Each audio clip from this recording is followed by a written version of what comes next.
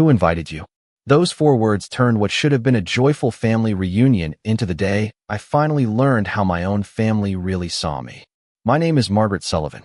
I'm 69 years old, a widow, a mother, a grandmother, and for most of my life, I believed that family was the one thing you could always count on. Looking back now, I realized that belief was the most expensive mistake I ever made.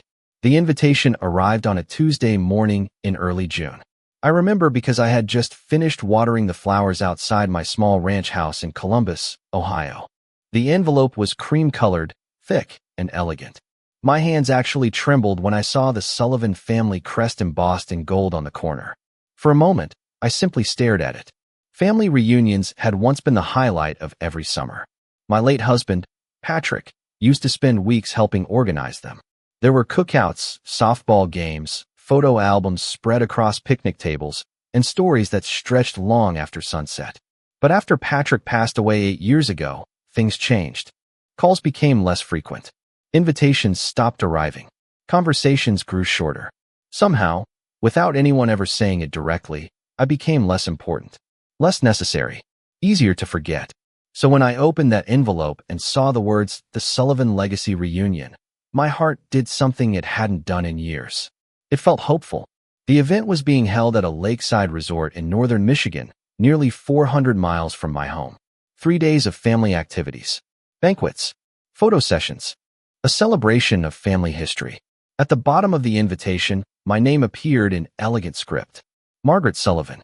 We would be honored by your presence. Honored. I read that word at least 6 times.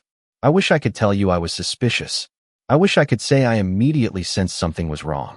But loneliness has a way of making even intelligent people believe what they desperately want to believe. For the next 2 weeks, I prepared for the trip with the excitement of a child counting down to Christmas morning. I bought a new navy blue dress. I had my silver hair trimmed. I even dug out the pearl earrings Patrick had given me on our 40th wedding anniversary.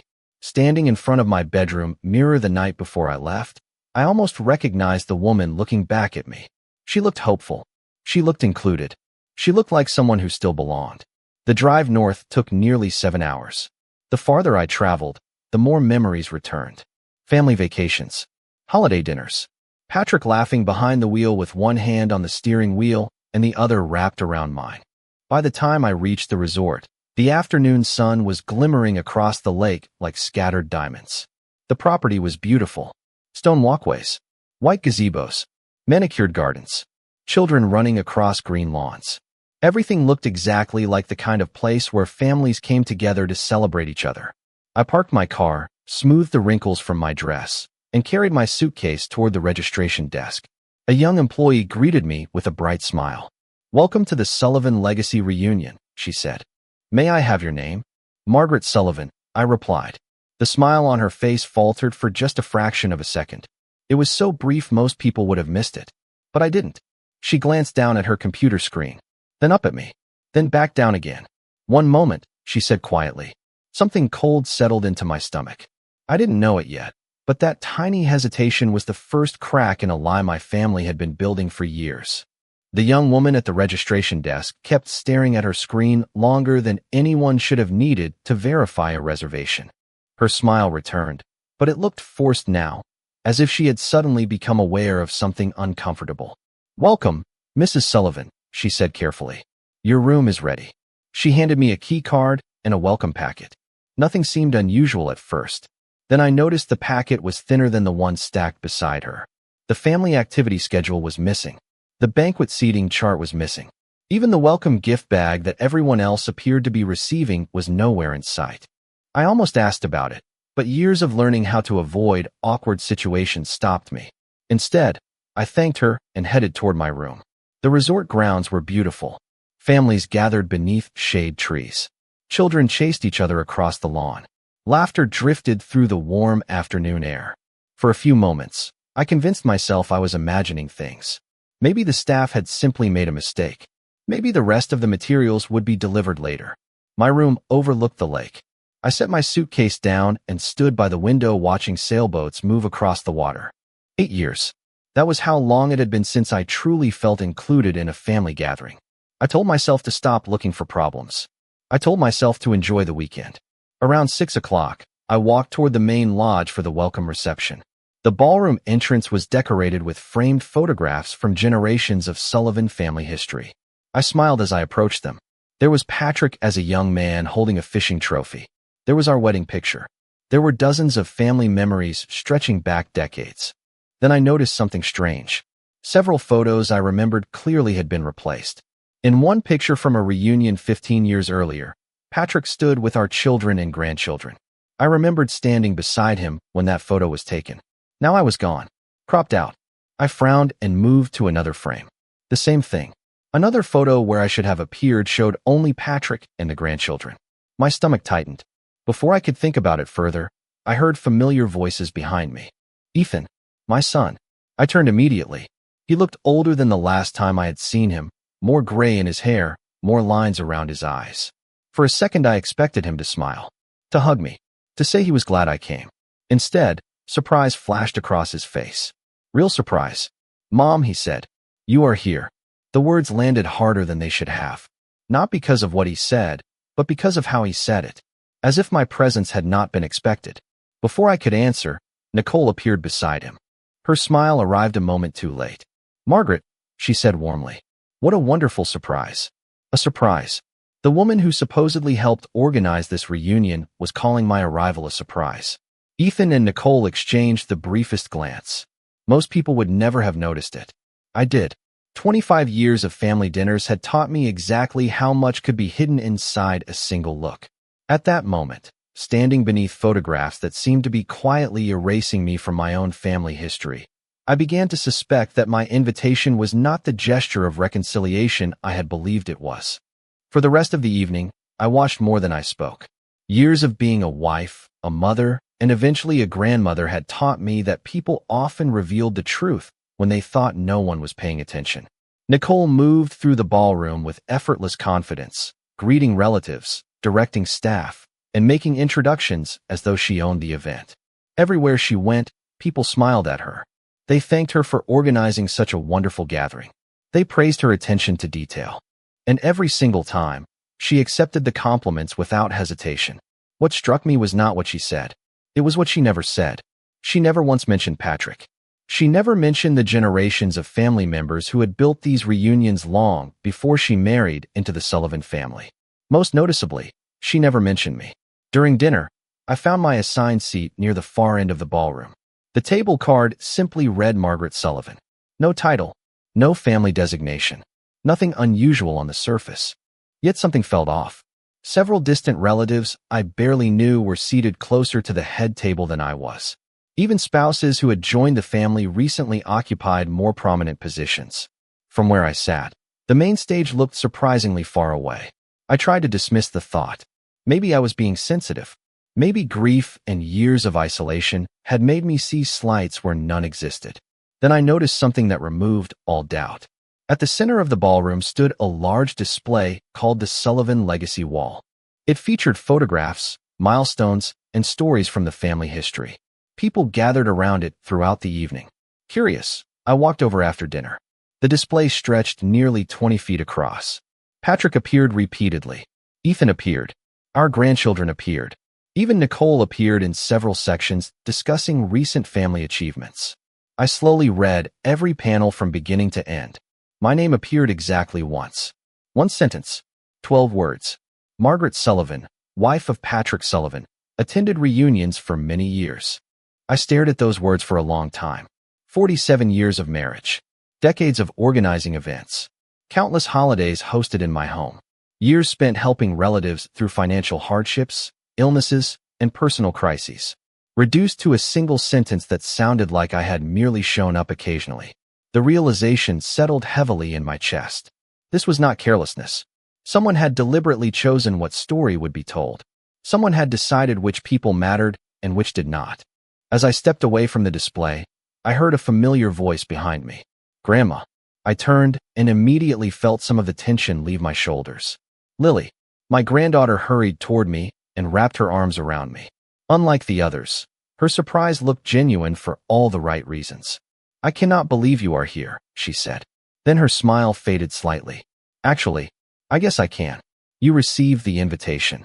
The way she said it made me pause. Of course I received an invitation, I replied carefully. Lily looked confused for a moment before glancing around the room. That is strange, she said quietly. Nobody thought you were coming. Before I could ask what she meant, her expression changed. She seemed to realize she had said too much. Across the ballroom, Nicole was watching us. She smiled the moment our eyes met. It was a warm smile. Polite. Perfect. Yet for the first time, I saw something hidden underneath it. Concern. And suddenly I began to suspect that my arrival had disrupted a plan I was never supposed to know existed. That night, sleep did not come easily. I lay in the unfamiliar hotel bed listening to the distant sound of water against the shoreline and replaying every strange moment from the day. The missing welcome package, Ethan's surprise, the altered photographs, the legacy display that reduced nearly half a century of my life to a footnote.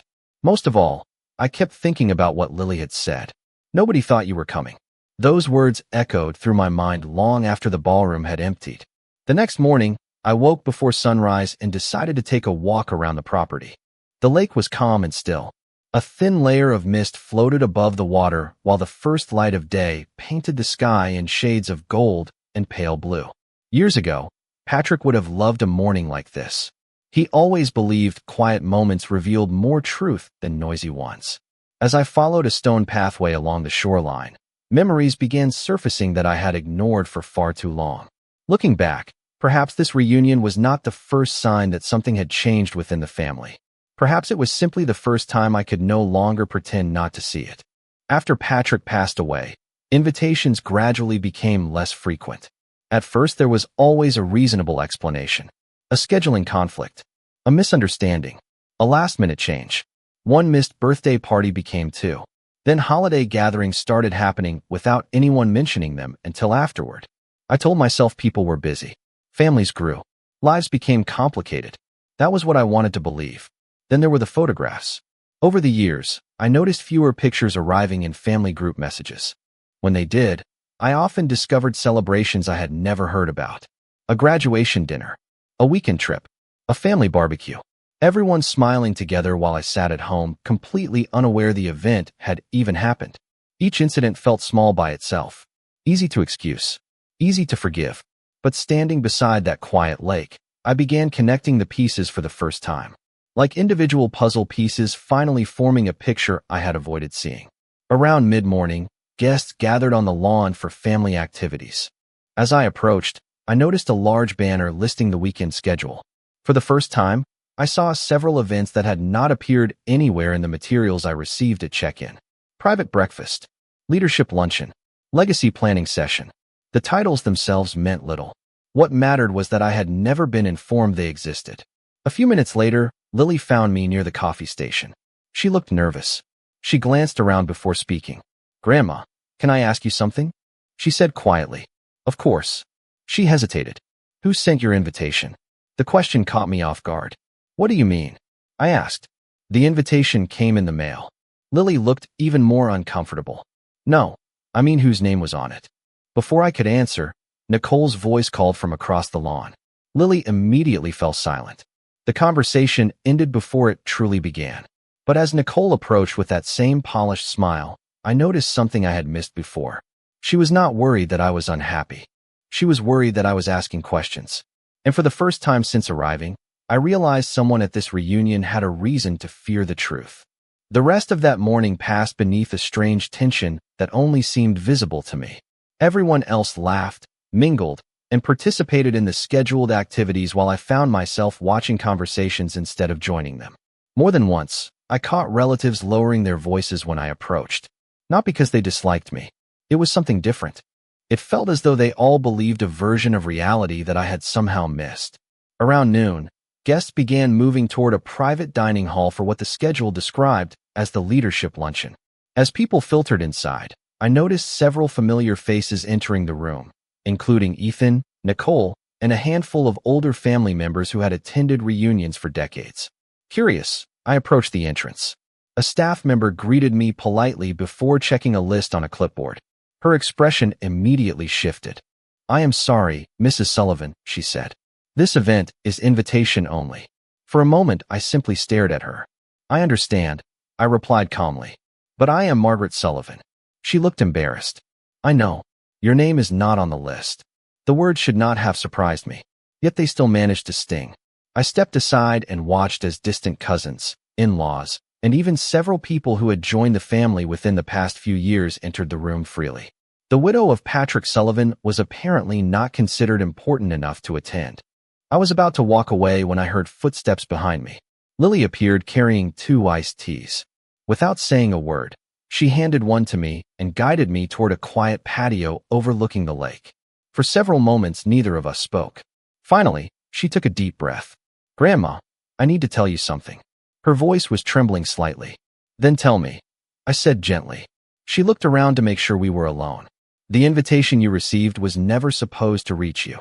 I felt the air leave my lungs. What do you mean? Lily stared down at her glass. A few months ago, I overheard Nicole talking to Dad. She said inviting you would create complications. She said the reunion needed to focus on the future, not the past. I remained silent. Then about 3 weeks ago, Lily continued, everyone started talking about whether you should receive what they called a courtesy invitation, something they could point to later if anyone asked why you were not included. The phrase landed harder than any insult could have. Courtesy invitation. Not because they wanted me there. Not because they missed me. Not because I belonged. Simply so they could claim they had done the right thing. Who decided that? I asked quietly. Lily hesitated. Mostly Nicole. But nobody really argued. Nobody really argued. Not Ethan. Not the relatives I had helped. Not the people who had spent years gathering around my dinner table. The realization hurt far more than open hostility ever could. As we sat together in silence, Lily reached into her purse and pulled out her phone. There is something else, she whispered. Something I think you need to see. My hands remained steady as Lily unlocked her phone, but inside, I felt something shifting. She opened a family group chat I had never seen before. The title read Sullivan Legacy Planning Committee. More than 30 family members were listed.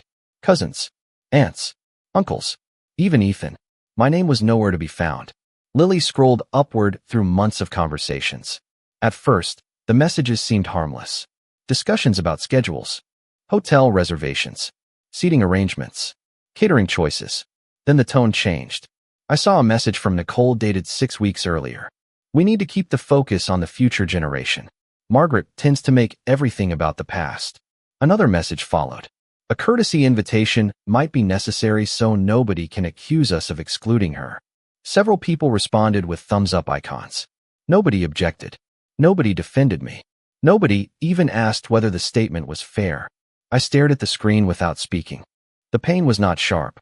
It was heavy, like carrying a suitcase filled with years of unanswered questions and finally discovering what was inside. Lily continued scrolling. There is more, she said quietly. A week later, another conversation appeared. Nicole was discussing the Saturday evening presentation. The Legacy Foundation launch has to be perfect. We cannot allow distractions. Someone asked whether I would attend. Nicole responded almost immediately. She will not come. She never comes anymore. I read the sentence twice. Not because it was cruel, but because it was dishonest. For years I had accepted every invitation I received. The truth was much simpler. The invitations had stopped coming. Lily lowered the phone. I am sorry, Grandma. I looked out toward the lake. Families were laughing on the lawn. Children were playing catch. Somewhere nearby, music drifted through the afternoon air. Everything looked warm and welcoming. Yet for the first time, I understood that appearances had become more important than people. What is this Legacy Foundation? I asked. Lily hesitated again. That is the real reason for this reunion. She explained that Nicole and Ethan planned to unveil a new family organization during the final banquet, a foundation dedicated to preserving the Sullivan legacy for future generations. There would be speeches, videos, historical exhibits, and a formal announcement. Everyone has been talking about it for months, Lily said. Nicole keeps saying it will define the future of the family. Something about those words bothered me. Not because of the foundation itself, but because of the photographs, the displays, and the way family history seemed to be quietly rewritten throughout the resort. As we sat there, a memory surfaced. Nearly 20 years earlier, Patrick and I had established a charitable family fund under a different name. Nothing large, nothing public. We simply wanted to help relatives during difficult times. College tuition, medical bills, emergency expenses. We never sought recognition. Patrick always believed generosity worked best when it remained private. Suddenly, I found myself wondering whether the story being celebrated this weekend was built upon pieces of a history that people had conveniently forgotten. And for the first time since arriving, I stopped asking whether I belonged here. Instead, I began asking who benefited from pretending that I did not. That afternoon, I stopped looking at the reunion as a family gathering and started looking at it as a carefully constructed presentation. Once I made that shift, details began appearing everywhere. The displays, the speeches, the selective memories, the polished narrative. Everything seemed designed to tell a very specific story about who built the Sullivan legacy and who deserved credit for carrying it forward. After lunch, guests were invited to tour a special exhibit inside one of the conference halls. According to the brochure, it celebrated the evolution of the family across 4 generations. I entered quietly and moved from display to display. Large photographs lined the walls. Timelines highlighted important milestones. Framed letters and documents were displayed beneath glass cases. At first glance, it looked impressive. Then I started reading carefully. Patrick's name appeared repeatedly. Ethan's name appeared repeatedly. Nicole's name appeared so often it seemed impossible to walk 10 feet without seeing it. Mine appeared only twice. The first mention identified me as Patrick's spouse. The second described me as an attendee at previous family events. Nothing about organizing reunions. Nothing about hosting holidays. Nothing about the years Patrick and I spent helping relatives through financial hardship. Nothing about the countless hours invested in keeping the family connected. It was as though someone had carefully edited me out of the story while leaving just enough traces to avoid obvious questions. I stood in front of one display for nearly 5 minutes. It described the origins of a family assistance fund established decades earlier. My chest tightened as I read it. According to the exhibit, the idea originated with Ethan and Nicole. Visitors were encouraged to admire their vision and generosity. I read the paragraph twice, then a third time. The fund being described sounded remarkably similar to the one Patrick and I had quietly maintained for years. The dates had been adjusted. The details had been simplified. Yet the foundation of the story felt familiar. Too familiar. As I stared at the display, an older voice spoke beside me. Funny how history changes depending on who is telling it. I turned and found myself face to face with Harold Bennett, Patrick's longtime friend and former accountant. I had not seen him in years. Harold was 81 now, slower on his feet, but still sharp-eyed. "Harold," I said, "I did not know you were here." He smiled sadly. "I almost did not come." His gaze drifted toward the exhibit. "I have been looking at this all morning." Neither of us spoke for a moment. Then he lowered his voice. "Patrick would not recognize half of what is written on these walls." A chill ran through me. "What do you mean?" Harold glanced around to ensure nobody was listening. "I mean, some people have become very comfortable taking credit for things they did not build." Before I could ask another question, a staff member announced that the exhibit would soon close for private preparations ahead of the evening program. Harold placed a hand lightly on my shoulder. "Margaret," he said quietly, "before tomorrow night, there are some records you need to see." Then he walked away. I watched him disappear into the crowd, my heart beating faster than it had all weekend. For the first time, someone other than Lily had confirmed what I had begun to suspect. This reunion was not simply excluding me. It was replacing me. That evening, I met Harold in a quiet corner of the resort library after most guests had gone to dinner. The room smelled faintly of old books and polished wood. Outside the large windows, the lake reflected the last traces of sunset. Harold arrived carrying a worn leather folder tucked beneath his arm. He sat across from me without speaking and carefully placed the folder on the table. "I kept copies," he said. Patrick always believed records mattered. Slowly, he opened the folder. Inside were financial statements, letters, donation records, and meeting notes dating back nearly 20 years. At first, I did not understand what I was looking at. Then the pieces began fitting together. The family assistance fund Patrick and I created all those years ago had quietly supported dozens of relatives. College tuition payments, emergency medical expenses, mortgage assistance during layoffs, small business loans that were never expected to be repaid. The amounts varied, but the pattern was undeniable. For years, Patrick and I had been the invisible safety net beneath the family. What shocked me most was not the money. It was the names. People who now treated me like an afterthought had once depended on our help during some of the most difficult moments of their lives. Harold slid another document across the table. Look at the dates. My eyes followed the timeline. About 5 years earlier, after Patrick's death, management of several family initiatives gradually shifted. Committees were reorganized. Records were consolidated. Public recognition changed hands. The charitable work remained, but the story behind it slowly evolved. New names appeared. Old names disappeared. Nobody forged anything, Harold said carefully.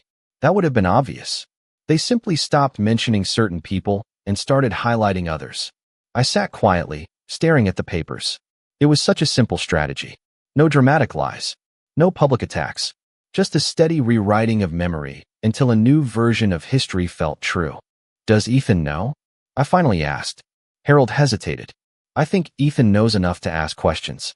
The problem is that he never wanted the answers. Those words hurt because they felt accurate. My son had spent years choosing comfort over confrontation. Looking back, I could see it clearly now. As we reviewed the documents, one file stood apart from the others. It contained plans for the following night's foundation launch, promotional materials, speaker schedules, presentation outlines. Near the front was a page titled Founding Legacy Contributors. My name was absent. Patrick's name appeared once in small print near the bottom. Nicole's name occupied nearly an entire section. Harold watched my expression. Tomorrow night is not really about celebrating the family, he said quietly. It is about establishing ownership of the family story. Ownership of the family story. The phrase lingered in my mind long after our meeting ended. When I finally returned to my room, I spread the documents across the bed and reviewed them again. For the first time since arriving at the reunion, I no longer felt confused. I no longer felt hurt. What I felt was clarity. Someone had spent years turning my contributions into footnotes while elevating themselves into the spotlight. The difference was that now I had proof. And somewhere inside the resort, preparations continued for a celebration built upon a version of history that was about to face something far more dangerous than anger. It was about to face the truth. The final day of the reunion began with an energy that felt almost electric. Staff members moved quickly through the resort. Floral arrangements appeared outside the ballroom. Audio technicians tested microphones. Large screens displayed promotional graphics for the evening presentation. Everywhere I looked, people seemed excited about what was coming. To them, it was the culmination of months of planning. To me, it was becoming something entirely different. It was a deadline. After breakfast, I met Harold again in a small conference room near the business center. Lily joined us a few minutes later carrying a notebook and a tablet. Together, we reviewed every document one final time. Donation records, archived meeting minutes, letters signed by Patrick, financial summaries tracing the origin of the Family Assistance Fund. The evidence was not dramatic. It did not need to be. The truth rarely required exaggeration. It simply required patience. What surprised me most was how calm I felt. Earlier in the weekend, I had imagined confronting people, demanding explanations, asking why they had treated me this way. But those feelings had faded.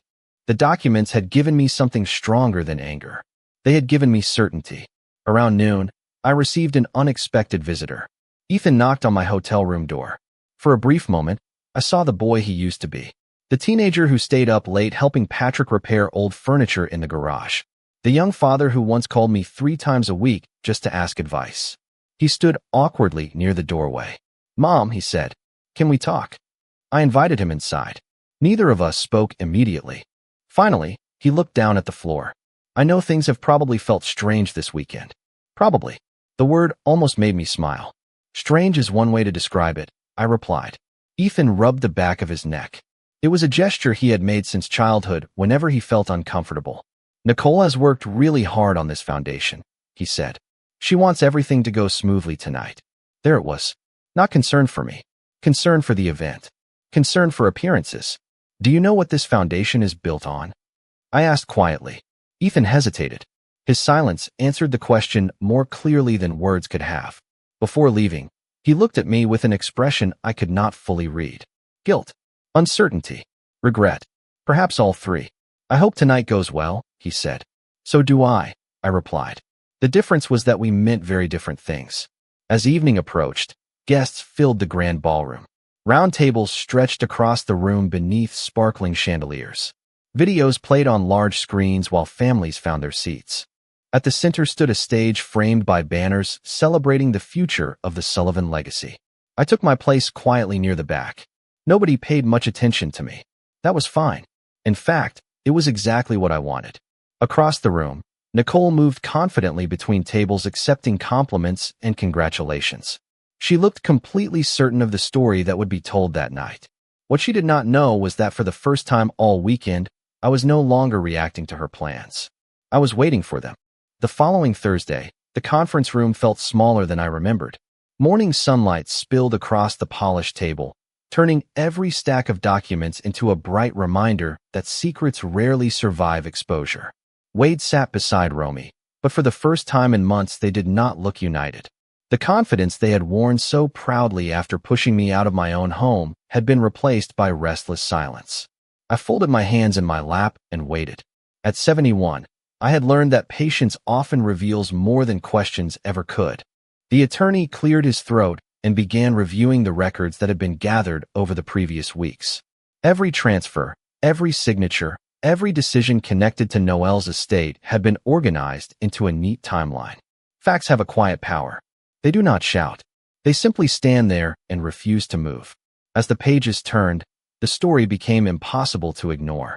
The house Wade believed he could claim so easily was protected by arrangements his father had established years earlier. Noel had never trusted assumptions. He believed promises should be written down, preserved, and verified. I remembered countless evenings watching him review paperwork at the kitchen table while insisting that family should never be left vulnerable to confusion or greed. Back then I thought he was being overly careful. Now I understood he had been protecting me. Romy's expression changed first. The color drained from her face as each explanation removed another piece of the future she had imagined. Wade kept staring at the documents as though they might somehow change if he looked long enough. But they did not change. Truth rarely does.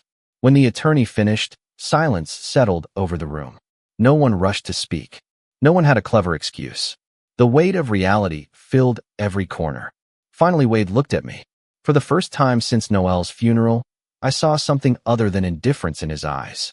I saw regret, not the shallow regret of being caught. The deeper kind that arrives when a person realizes exactly what they have destroyed. "Mom," he said quietly, his voice unsteady, "I should have listened to you." I held his gaze for several seconds. A younger version of me might have rushed to comfort him. The woman I had become understood that some lessons cannot be softened. "You should have remembered your father," I replied. "He spent his life teaching you what loyalty looked like." Wade lowered his eyes. Across the table, Romy remained silent. There was nothing left for her to argue. The illusion had finally collapsed. As the meeting ended, I rose slowly and gathered my purse. Nobody tried to stop me. Nobody ordered me out. Nobody spoke to me as though I were a burden. I walked toward the door with steady steps, feeling something unfamiliar settling inside my chest. It was not victory. It was not revenge. It was peace. The kind of peace that comes when you stop asking people to value you and simply recognize your own worth. And as I stepped into the bright afternoon sunlight, I realized that the life waiting ahead of me no longer depended on anyone's permission. The weeks that followed moved with a strange kind of quiet. Not the painful silence that had filled the house after Noel died, but a calmer silence, one that allowed me to hear my own thoughts again. I rented a small cottage near the edge of town, a place with white shutters, a wraparound porch, and a view of a narrow lake that shimmered silver in the morning light. It was not as large as the home Noel and I had shared, but every corner belonged to me. Every chair stood where I wanted it. Every picture on the wall held a memory I chose to keep. One Saturday morning, I sat on the porch with a cup of coffee warming my hands. The air smelled of fresh grass and lake water. A pair of ducks drifted across the surface while the sun climbed slowly into the sky. For the first time in many months, I felt something close to contentment. My phone rang just after 9. Wade's name appeared on the screen. I stared at it for several seconds before answering. "Good morning, Mom," he said softly. There was no entitlement in his voice. No assumptions. Only hesitation. "Good morning, Wade." A long pause followed. "I know I have no right to ask this," he finally said, "but would you be willing to meet for lunch?" I looked across the lake. A year ago, I would have agreed immediately, desperate to preserve whatever connection remained. Now I considered the question carefully. All right, I said at last. Lunch sounds fine. We met at a small diner Noel and I used to visit after church. Wade arrived early. His shoulders seemed heavier than before. He looked older somehow. Regret has a way of aging people. During the meal, he spoke honestly for the first time in years. He admitted how gradually he had allowed himself to be influenced. How easy it had become to ignore small acts of disrespect. How often he chose convenience over courage. I listened without interrupting. Some wounds need acknowledgement before they can begin to heal. When he finished, his eyes were wet. I do not expect forgiveness, he said. I just wanted you to know that I finally understand what I did. I folded my napkin and placed it beside my plate. Understanding is important, I replied.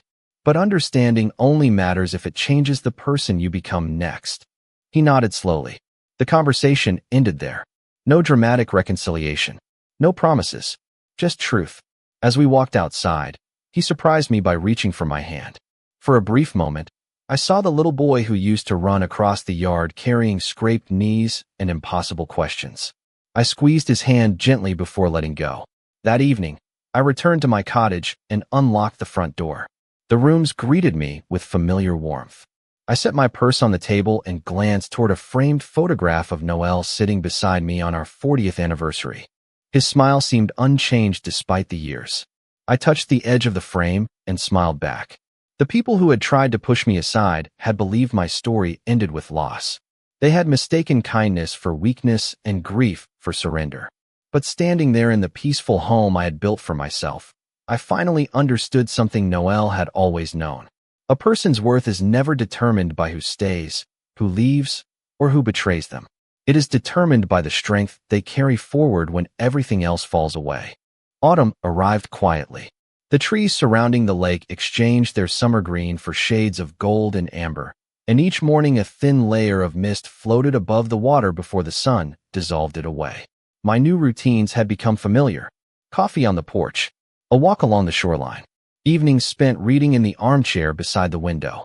The ache of losing Noel had not disappeared, but it no longer controlled every moment of my day. Grief had softened into remembrance.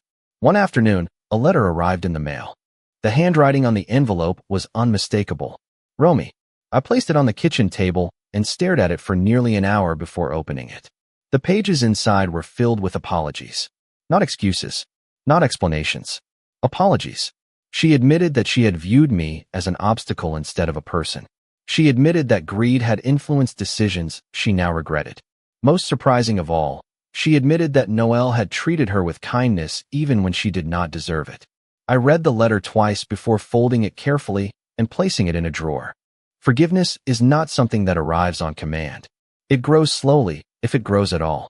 Several weeks later, Wade called again. This time his voice sounded lighter. He told me he had moved into a small apartment across town. He and Romy had chosen separate paths.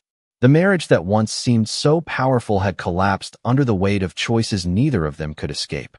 I felt sadness when he told me, but not satisfaction. Broken families are never victories.